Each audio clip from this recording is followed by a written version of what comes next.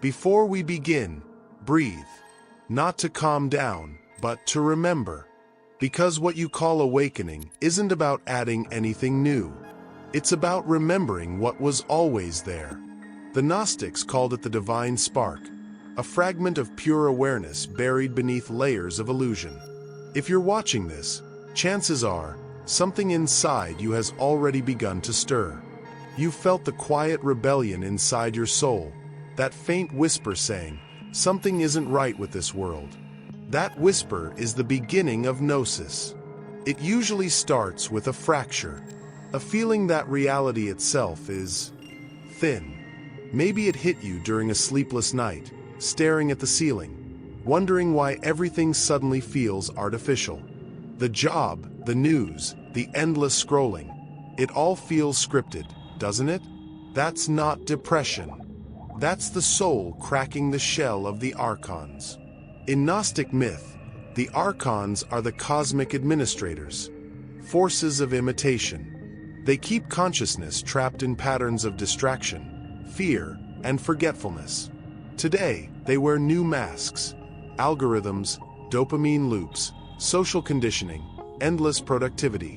When you begin to see the pattern, when you notice the manipulation, that's your first taste of awakening. You're no longer hypnotized by the puppet show. You start to ask, who benefits from my disconnection? And the moment you ask that, the game changes.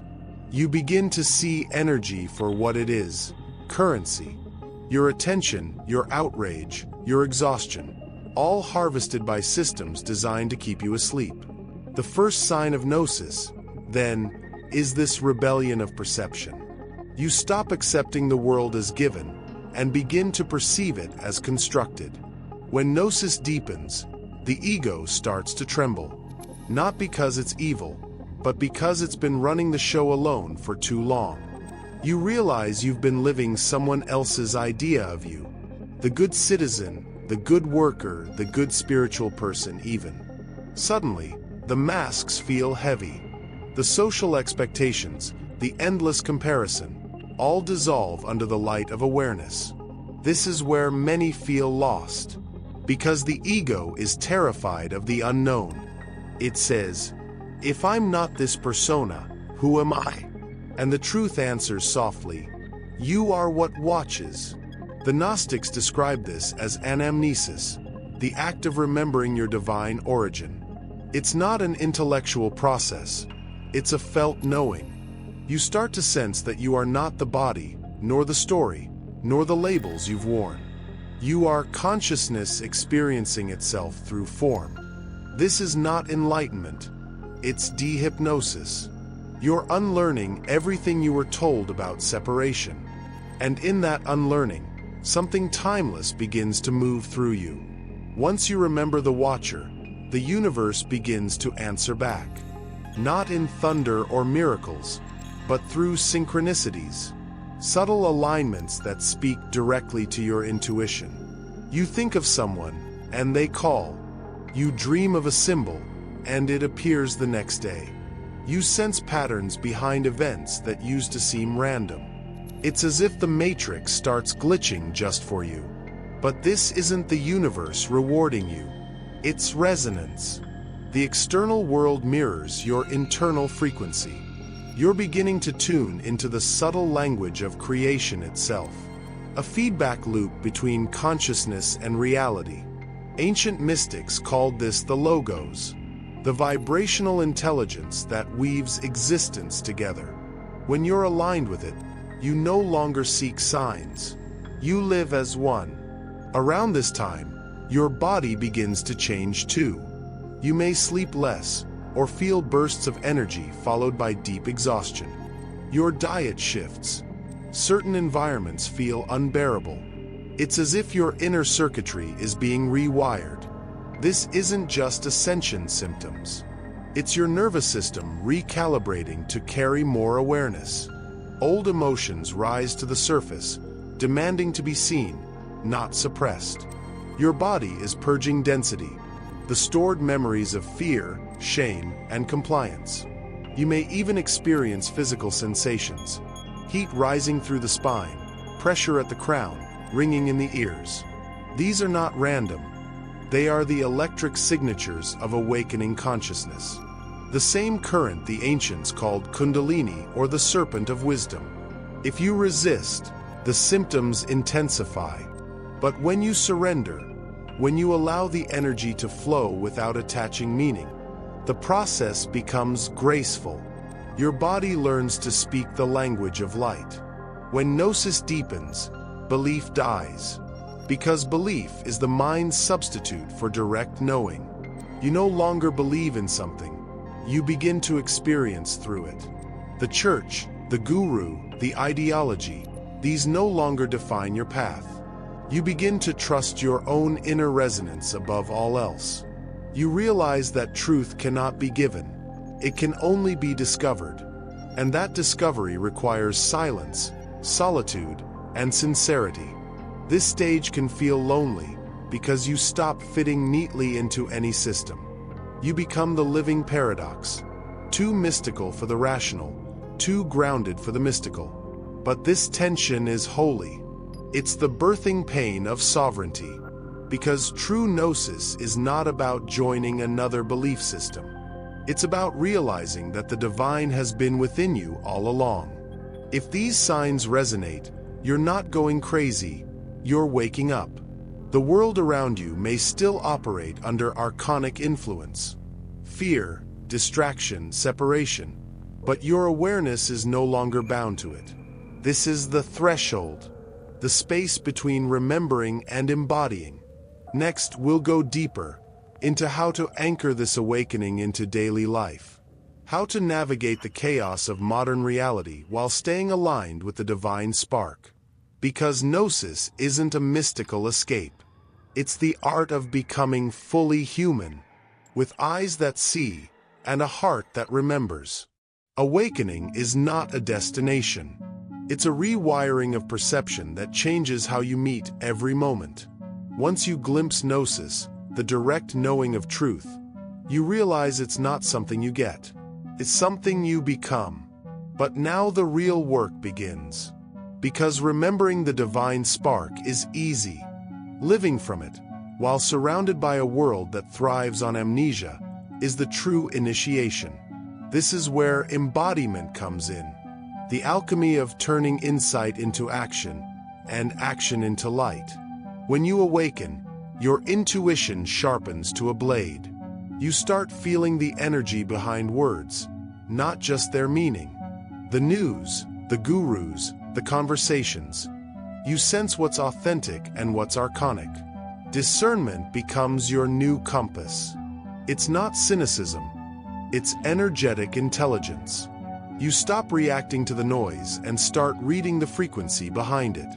The Gnostics taught that Archons feed on confusion, polarization, and fear.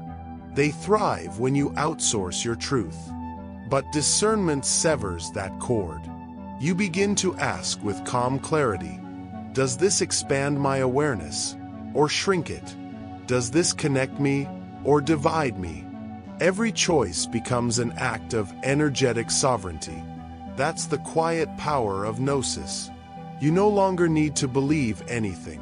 You simply know what resonates. As you integrate, your life begins to simplify, not through withdrawal, but through alignment. You declutter, not just your space, but your inner world. You release relationships that run on manipulation, habits that drain your life force, and commitments that don't align with your essence. It's not rejection, it's refinement. You realize simplicity isn't minimalism, it's coherence. The Archons want complexity, because complexity hides truth. But the Gnostic lives by a single vibration, authenticity. And when you live authentically, your external life rearranges itself around your internal clarity. You stop chasing meaning and start embodying it. Even mundane tasks, washing dishes, walking, breathing, become acts of awareness. This is where the sacred returns to the ordinary. Attention is the currency of reality. Whatever you look at, you feed. So when you awaken, you become fiercely intentional with your focus. The archonic world is built on attention traps, social media loops, constant outrage, the seduction of comparison. But once you see the machinery, you start reclaiming your energy. You learn the art of conscious withdrawal. You stop giving your awareness to what lowers your frequency. You stop arguing to convince and start observing to understand. This is not escapism, it's energetic hygiene. You begin to feed the soul, not the simulation. And as your attention purifies, your perception deepens. You start to see not with the eyes, but through them. Reality stops being an enemy to fight and becomes a mirror to awaken through. Awakening doesn't make you passive. It anchors you in purpose, but not in the old sense of mission. Purpose becomes presence. You act not from ambition, but from coherence. Your work, your art, your relationships, everything becomes a reflection of inner order. The Gnostic said salvation was by knowledge, but not intellectual knowledge, embodied knowing. When your thoughts, words, and actions align, your energy field becomes crystalline. You no longer oscillate between doing and being. The two become one dance.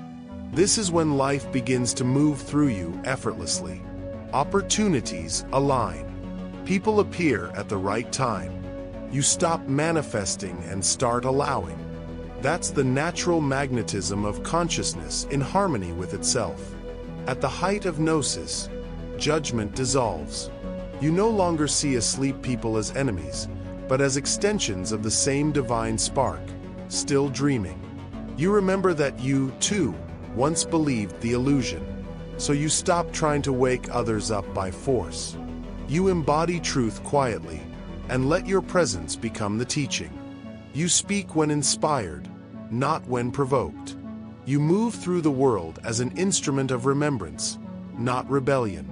True awakening births compassion, not superiority, because when you see the divine spark in all beings, the urge to dominate turns into the impulse to serve.